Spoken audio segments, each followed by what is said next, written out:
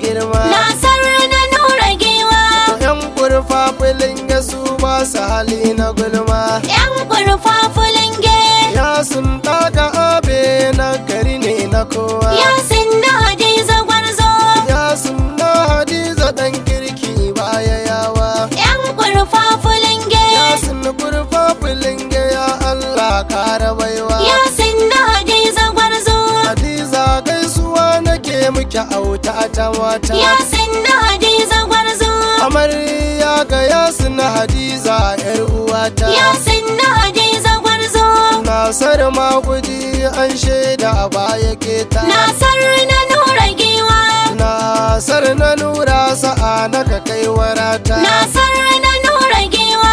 Nasar na mumune maka kyau na fata. Nasar na nura giwa. Nasar kurfa filin ya kai da ne na gata. Nasar na nura giwa.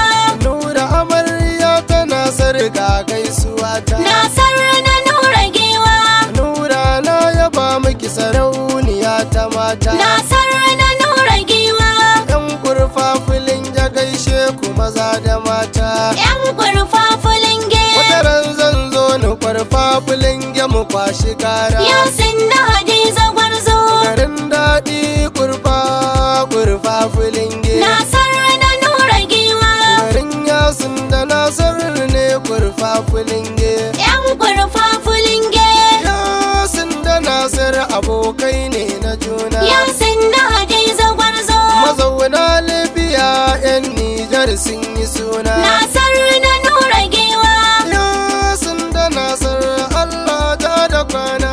Yan kurfa filinge. Aminai ne na juna.